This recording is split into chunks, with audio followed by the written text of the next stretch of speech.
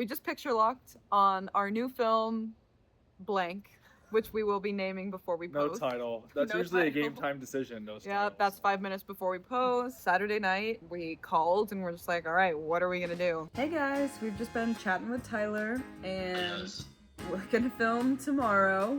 Whoa. Whoa. We've just been chatting about ideas and we're getting excited. Something that we really wanted to focus on in this film was walking, because the one previous to this was just one static shot the whole time. So we really wanted to focus on scene composition, blocking, actor movement, camera movement. How do we want to shoot it? I like the idea of it being colorful. I was kind of picturing like wide, using the wider lens. How do we want to shoot the conversations? We could also block us so that we're a little more open and it's not just like he's standing here, I'm standing here. It'd be kind of interesting to have like some sort of a runner at some point. We follow him to the gate. They have their little conversation and we can see both of their faces, and then he guides her and we like track him from the front. Because we want her to like look at his outfit, we could like track and then he like goes in ahead of the camera and then we like stay on her as she's like looking at his outfit and like a little disappointed. I really like the way that the sun is coming in the window, but it's gonna be moving, so we're gonna have to be snappy once we get inside. Yeah. Yeah, once it hits about 4 to 6, the sun shines right into the window. That's a good thing to know though, because like we'll have to rehearse, and then when it comes to that time. Yeah. I think at the beginning when they're like chatting, it's flowing, and then when they meet in person, it's like separate and stiff. Once they're like honest again, we go back tight. So that was kind of the main idea, is how can we take this film that takes place in the amount of time the length of the film is. Like the film takes place over the course of 12 minutes in the singular location in a somewhat interesting way, so it's not just a shot reverse shot the whole time.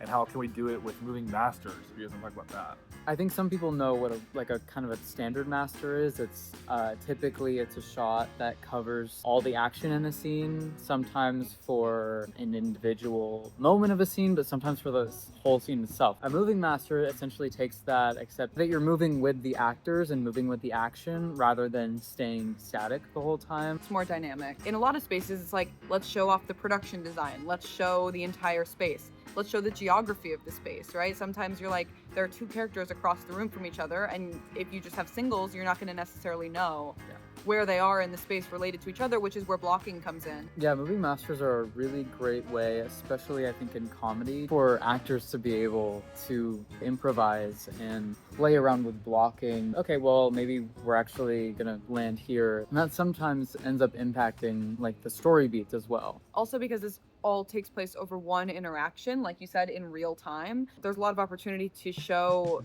how the relationship is evolving through the blocking, which I think is an awesome thing to utilize in anything you're filming, even if you're in a very small space or in a huge space.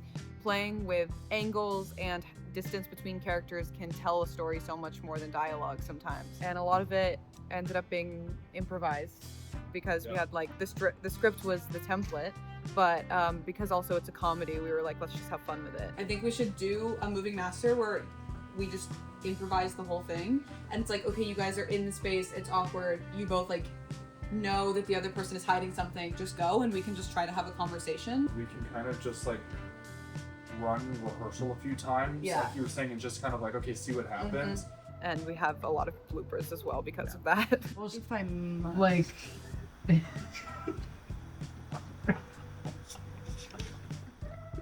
Sorry, that was so good. Okay. like Yeah. just because it's in 2.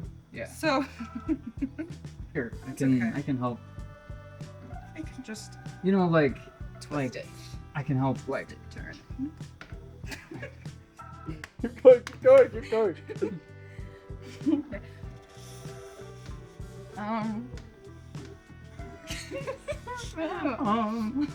I can probably we can pull.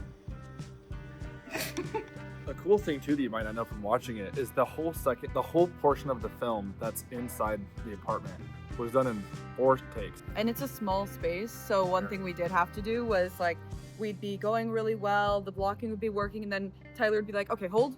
And then he'd move to another space so that like we could get the coverage we needed, but not have to do a whole new shot. Yeah. It was like, let's just stay in this shot. Okay, I'm coming over here. Okay, keep going. Sometimes doing it that way instead of cutting and resetting after every little portion can keep the energy going, and I think that helped with the performances a lot, and it kind of helped with this like kind of awkward, hectic feel. We learned kind of how to keep the flow going when things are going wrong. And we can also touch on that decision we made to shoot the rest the following day. And this was still like, it was all shot within 24 hours, but we did end up shooting the following day because of lighting. It's 6:39 and we just stopped filming. We realized that the sun was moving very quickly. Tomorrow, we're gonna come back around the time that the lighting was really good, and we're gonna film the rest of it. We have everything up until like the last little scene. There were some elements of the last scene that we wanted to play with a little bit. Blocking and with performance. So we're going to Come back. Yeah, but we're gonna spend this time editing what we have. It's actually cool because we can put together what we have and see kind of what plays and what doesn't play. So when we come in tomorrow to the end, we can do the performances and everything based off of like what's working and not working. Well, that's good. So let's use the first melody. First time I did it. Yeah, I agree. Well, that's a pretty good cut. It's so awkward.